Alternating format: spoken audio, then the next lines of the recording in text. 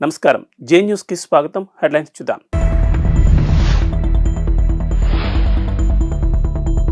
వైసీపీలో బుజ్జగింపుల పర్వం షురు. జగన్ నచ్చజెప్పిన నిర్ణయం మార్చుకోని పార్థసారథి.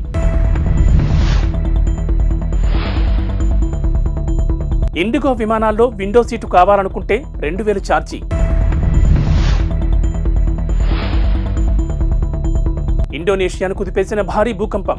నియోజకవర్గ ఇన్ఛార్జీల మార్పుతో వైసీపీలో హీటెక్కిన అసంతృప్తి తీవ్ర రూపం దాలుస్తోంది.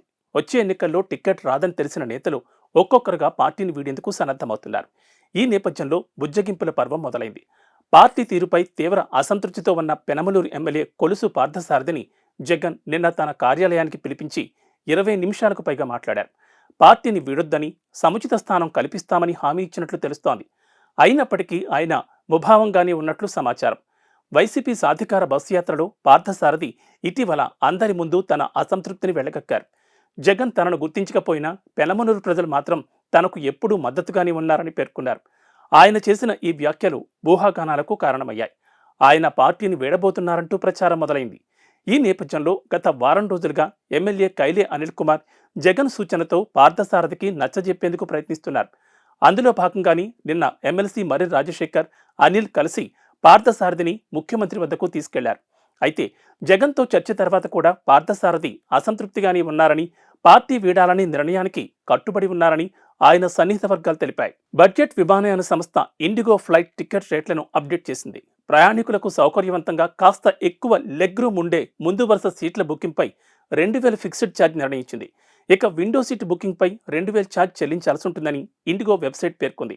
222 సీట్లు ఉండే A321 విమానం ముందు వరుసలో విండో సీట్ బుకింగ్ పై 2000, నడకదారి సీటు బుకింగ్ పై 1500, అదే వరుసలోని రెండవ, మూడవ సీట్ల బుకింగ్ పై 400 ఛార్జీలు ఉంటాయని తెలిపింది. 232 సీట్లు ఉన్న A321 ఫ్లైట్, 180 సీట్లు ఉన్న A320 ఫ్లైట్ కూడా ఇవే ఛార్జీలు వర్తిస్తాయని తెలిపింది. ప్రయాణికులు ఒకవేళ ప్రాధాన్యత సీటు అవసరం లేదనుకుంటే అదనపు ఛార్జీలు లేని సీట్ను ఎంపిక చేసుకోవచ్చు. ఎయిర్పోర్ట్లో చెక్ ఇన్ సమయంలో సీట్ను కేటాయిస్తారని ఇండిగో వెబ్సైట్ పేర్కొంది. కాగా ఇండిగో దేశంలోనే అతిపెద్ద విమానయాన సంస్థగా ఉంది. దేశీయ విమానయాన రంగంలో 60% పైగా మార్కెట్ వాటాను కలిగి ఉంది. ఇటీవల తరచూ సంభవిస్తున్న భూకంపాలతో అతలాకుతలమవుతున్న ఇండోనేషియాను భూకంపం మరోమారు కుదిపేసింది. టలౌట్ ద్వీపంలో ఈ ఉదయం 6.7 తీవ్రతతో భూకంపం సంభవించింది. ఈ కారణంగా సంభవించిన ఆస్తి, ప్రాణ నష్టానికి సంబంధించిన వివరాలు తెలియరాలేదు. జాతీయ భూకంప కేంద్రం ప్రకారం భూకంపం భూమికి 80 కిలోమీటర్ల లోతులో సంభవించింది. న్యూ ఇయర్ రోజున జపాన్లో 7.6 తీవ్రతతో సంభవించిన భూకంపం పెను నష్టాన్ని కలిగించింది. దాదాపు 100 మంది ప్రాణాలు కోల్పోగా 200 మంది ఆచూకీ ఇంకా తెలియరాలేదు.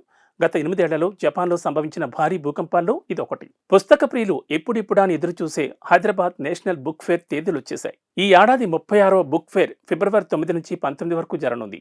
ఈ మేరకు బుక్ ఫేర్ కమిటీ సోమవారం ప్రకటించింది. ప్రతి ఏడాది మాదిరిగానే ఈసారి కూడా ఎన్టీఆర్ స్టేడియం వేదికగా దీన్ని నిర్వహించనున్నారు. ఈ మేరకు కార్యవర్గ సభ్యులు నిర్ణయించారు. బుక్ ఫేర్ ఆఫీసులో అధ్యక్షుడు జూలూరు గౌరీశంకర్ అధ్యక్షతన సోమవారం కార్యవర్గ సమావేశం జరిగింది. ఈ సమావేశంలో కోశాధికారి పి రాజేశ్వరరావు, మాజీ కార్యదర్శి శృతికాంత్ భారతి, ఉపాధ్యక్షులు నారాయణ రెడ్డి, కోయ చంద్రమోహన్, సహాయ కార్యదర్శి శోభన్ బాబు, జనార్దన్ గుప్తా, కవి యాకూబ్, శ్రీకాంత్, బాలరెడ్డి తదితరులు పాల్గొన్నారు. కమిటీ కొత్త సెక్రటరీగా ఆర్ వాసు బాధ్యతలు స్వీకరించారు. పుస్తక ప్రియులు, పాఠకులు ఈ ఏడాది బుక్ ఫేర్ అవకాశాన్ని సద్వినియోగం చేసుకోవాలని కార్యవర్గ సభ్యులు కోరారు. ఎవరి కాళ్ళు పడితే వారిని పట్టుకోవాల్సిన అవసరం తనకు లేదని, తనకు ప్రాధాన్యం ఇచ్చిన జగన్ కాళ్ళు తప్ప మరెవరివి పట్టుకోబోనని ఏపీ డిప్యూటీ సీఎం నారాయణస్వామి పేర్కొన్నారు. తాను కాళ్ళు పట్టుకున్నానంటూ వస్తున్న విమర్శలకు ఆయన ఇలా బదులిచ్చారు. ఎస్సీ నియోజకవర్గంలో టిక్కెట్ల కోసం ఇప్పుడు వస్తున్న వారు ఒకప్పుడు జగన్ను విమర్శించారని, కాబట్టి నమ్మకస్తులకు టిక్కెట్లు ఇవ్వాలని సీఎంకు విన్నవిస్తున్నట్లు చెప్పారు. స్థానిక సంస్థల ఎన్నికల్లో భాగంగా పెనుమూరులో ఓ పెద్ద ఆయనకు బీఫారాలు ఇస్తే ఇప్పుడు ఆయన తనకు వ్యతిరేకంగా మాట్లాడుతున్నారని ఆగ్రహం వ్యక్తం చేశారు. చిత్తూరు జిల్లా ఎస్ఆర్పురం ఎంపీడీఓ కార్యాలయంలో నిర్వహించిన పింఛన్ల పంపిణీలో ఆదివారం ఆయన చేసిన ఈ వ్యాఖ్యలు నిన్నటి నుంచి వైరల్ అవుతున్నాయి. ఉక్రెయిన్ అధ్యక్షుడు జెలెన్స్కీ ఎర్రటి రంగు దుస్తులు ధరించి బెల్లీ డ్యాన్స్ చేస్తున్నట్లుగా సృష్టించిన డీప్ ఫేక్ వీడియో ఒకటి సోషల్ మీడియాలో వైరల్గా మారింది. నిజంగా ఆయనే డాన్స్ చేస్తున్నారేమో అనిపించేలా ఉన్న ఈ వీడియో ఫేక్ అని తేలింది. 16 సెకండ్ల నిడివి ఉన్న ఈ వీడియో డీప్ ఫేక్ టెక్నాలజీతో రూపొందించి రష్యన్ భాషలో క్యాప్షన్ ఇచ్చి వైరల్గా మార్చారు. అసలు ఫుటేజ్లో గుర్తు తెలియని ఓ వ్యక్తి డాన్స్ చేస్తున్నట్లుగా తేలింది. 2020 నాటి పాత వీడియో అని తేలింది. డీప్ ఫేక్ వీడియోలో జెలెన్స్కీ ప్రజాస్వామ్యాన్ని అబాస్పాలు చేస్తున్నట్లుగా పేర్కొన్నారు. విధ్వంసకారుడిగా ముద్ర వేసే ప్రయత్నం చేశారు. కాగా రాజకీయాల్లోకి ప్రవేశించక ముందు జెలెన్స్కీ వినోద రంగంలో ప్రతిభను చాటుకున్నారు. పలు సినిమాల్లో నటించడంతో పాటు డాన్స్ షోల్లో కూడా పాల్గొన్నారు. అయోధ్య రామాలయ ప్రారంభోత్సవానికి శరవేగంగా పనులు జరుగుతున్న వేళ రామయ్యకు అత్తారింటి నుంచి కానుకలు వెలువెత్తున్నాయి. సీతాదేవి జన్మించిన నేపాల్లోని జనక్పూర్ నుంచి 3,000కు పైగా బహుమానాలు అయోధ్యకు చేరుకున్నాయి. వీటిలో వెండి పాదరక్షలు, ఆభరణాలు, దుస్తులు, వెండి విల్లు వంటివి ఉన్నాయి. జనక్పూర్లోని రామజనకి ఆలయ పూజారి రామ్ రోషన్ దాస్ వీటిని శ్రీరామ జన్మభూమి తీర్థక్షేత్ర ట్రస్టుకు అందించారు. 800 మంది భక్తులు 500 డబ్బాల్లో 30 వాహనాల్లో కాన్వాయ్గా ఈ బహుమతులను తీసుకొచ్చారు. వీటిలో పండ్లు, స్వీట్లు, బంగారు, వెండి వస్తువులు, డ్రై ఫ్రూట్స్, నేపాల్ సంప్రదాయ మిఠాయిలు వంటివి ఉన్నాయి. దేశంలో 2వ అత్యున్నత క్రీడా పురస్కారం అర్జున్ అవార్డు దక్కడంపై team India star pacer Mohammed Shami ఆసక్తికరమైన వ్యాఖ్యలు చేశాడు. అవార్డు దక్కడం ఒక కళగా అభివర్ణించాడు. ఈ అవార్డు దక్కడం ఒక కళ. జీవితకాలం మొత్తం గడిచిపోయినా చాలా మందికి ఈ అవార్డు దక్కదు. నాకు దక్కడం పట్ల చాలా సంతోషంగా ఉన్నాను, చాలా గర్వపడుతున్నాను. చాలా మంది క్రీడాకారులు ఈ అవార్డు అందుకోవాలని ఎదురుచూస్తారు, కానీ ప్రేక్షకులుగా మిగిలిపోతారు. చాలా మందికి నెరవేరని కళ ఇది అని షమి వ్యాఖ్యానించారు. మంగళవారం అర్జున్ అవార్డు స్వీకరించనున్న నేపథ్యంలో ఓ జాతీయ మీడియా సంస్థతో షమి మాట్లాడారు. ప్రస్తుతం గాయం కారణంగా ఆటకు దూరమైన షమి బెంగళూరులోని నేషనల్ క్రికెట్ అకాడమీలో వైద్య నిపుణుల పర్యవేక్షణలో ఉన్నాడు. చీలమండ గాయం నుంచి కోలుకుంటున్నట్లు షమి చెప్పాడు. ట్రైనింగ్ సెషన్లు కూడా మొదలుపెట్టానని, ఇంగ్లాండ్ టెస్ట్ సిరీస్ సమయానికి అందుబాటులోకి వస్తానని ఆశాభావం వ్యక్తం చేశాడు. కాగా మంగళవారం అర్జున్ అవార్డు స్వీకరించనున్న 25 మంది క్రీడాకారుల్లో ఏకైక క్రికెటర్ మహమ్మద్ షమి కావడం గమనార్హం. ఇక బీసీసీఐ ప్రత్యేక అభ్యర్థన మేరకు షమి పేరు అవార్డును నామినేట్ అయింది. కాగా భారత్ వేదికగా గత ఏడాది ముగిసిన వన్డే వరల్డ్ కప్లో షమి అద్భుతంగా రాణించాడు. కేవలం 7 మ్యాచ్లాడి 24 వికెట్లు తీశాడు. టోర్నమెంట్లో అత్యధిక వికెట్లు తీసిన ఆటగాడిగా నిలిచాడు. తెలంగాణ ప్రభుత్వం అభయహస్తం కింద ఇచ్చిన హామీల అమలుకు ప్రజల నుంచి దరఖాస్తులు స్వీకరించిన సంగతి తెలిసిందే.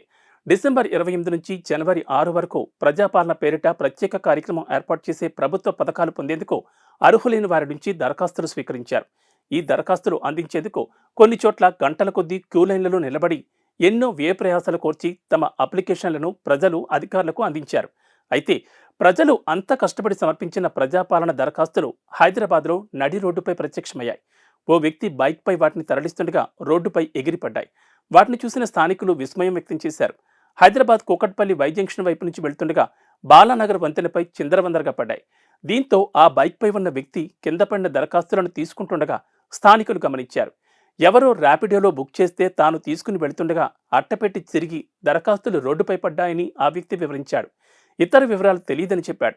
అట్టపెట్టిలో 500కు పైగా దరఖాస్తులుండగా వాటిపై హయత్ నగర్ సర్కిల్ పేరు రాసుంది. అసలు సంబంధం లేని ప్రాంతానికి అవి ఎందుకొచ్చాయన్నది ప్రశ్నార్థకమైంది. ప్రజాపాలన దరఖాస్తులు ఇలా నిర్లక్ష్యంగా ఓ చోటు నుంచి మరో చోటుకు తరలించడంపై ప్రజలు ఆగ్రహం వ్యక్తం చేస్తున్నారు. తాము పనులు చెడగొట్టుకుని గంటల తరబడి లైన్లలో నిల్చుని పథకాలు వస్తాయన్న ఆశతో అప్లికేషన్లు ఇస్తే ఇలా నిర్లక్ష్యంగా వ్యవహరిస్తారా అని మండిపడుతున్నారు. ములుగు జిల్లా కమలాపురంలో బల్లాపూర్ ఇండస్ట్రీస్ లిమిటెడ్ కంపెనీ పునరుద్ధరణపై సీఎం రేవంత్ రెడ్డి సీనియర్ అధికారులతో సమీక్ష నిర్వహించారు. ఈ మిల్లులో వస్త్రాల తయారీకి ఉపయోగించే కలప గుజ్జు తయారవుతోంది. 2014లోనే ఈ మిల్లు మూతపడింది. దీంతో చాలా కార్మిక కుటుంబాలు ఉపాధి కోల్పోయాయి. వీరందరికీ ఉపాధి కల్పించడంతో పాటు స్థానికంగా ఉద్యోగ కల్పనకు వీలుగా ఈ మిల్లును తిరిగి తెరిపించేందుకు సీఎం చొరవ చూపారు. నేషనల్ కంపెనీ లా ట్రిబ్యునల్ తీర్పు ప్రకారం ప్రస్తుతం బిల్ట్ కంపెనీ ఆస్తులు Finquest financial solutions private limited అధీనంలో ఉన్నాయి. ఆ company MD Hardik Patel, ITC paper boards division CEO Vadiraj కులకర్ణితో పాటు సంబంధిత అధికారులతో సీఎం రేవంత్ రెడ్డి సోమవారం సమావేశమయ్యారు. ఫ్యాక్టరీని పునరుద్ధరించాలని ఆలోచనను వారితో పంచుకున్నారు. ప్రభుత్వం తరపున తీసుకోవలసిన చర్యలు, సాధ్యాసాధ్యాలను చర్చించారు. ఏపీఎస్ఆర్టీసీ ఉద్యోగులకు ప్రభుత్వం గుడ్ న్యూస్ చెప్పింది. నైట్ హాల్ట్ భత్యాన్ని ఫిబ్రవరి 1న జీతంతో పాటే ఇచ్చేందుకు సంస్థ ఈడీ బ్రహ్మానందరెడ్డి హామీ ఇచ్చారని ఎంప్లాయీస్ యూనియన్ తెలిపింది. ఈ అంశంపై సోమవారం ఆయనతో చర్చించినట్లు యూనియన్ అధ్యక్ష ప్రధాన కార్యదర్శులు పలిశెట్టి దామోదర్రావు, నరసయ్య తెలిపారు. మిగిలిన బత్యాలు, బకాయిలతో సహా ఉద్యోగులకు వచ్చేలా చర్యలు తీసుకోవాలని కోరినట్లు ఆ ప్రకటనలో తెలిపారు. మరోవైపు సంక్రాంతి పండుగ సందర్భంగా మరో శుభవార్త ఇచ్చింది. ఫిబ్రవరి 1వ తేదీ నుంచి అమలయ్యేలా కొత్త వేతనాలను వారికి చెల్లించనుంది. ఏపీఎస్ఆర్టీసీ ఉద్యోగుల డిమాండ్లను పరిష్కరిస్తోంది. ఇప్పటికే జీతాలతో పాటు అలవెన్స్లను కలిపి చెల్లిస్తోంది. జనవరి 1వ తేదీ నుంచి ఈ విధానాన్ని అమల్లోకి తీసుకొచ్చింది. Night out, day out, overtime అలవెన్స్లను అప్పటి వరకు ఆలస్యంగా చెల్లిస్తూ వస్తోంది. కానీ ఆర్థిక పరిస్థితుల వల్ల అలవెన్స్లు చెల్లింపులు ఆలస్యమయ్యాయి. ఇవి బులెటిన్ విశేషాలు. నమస్కారం.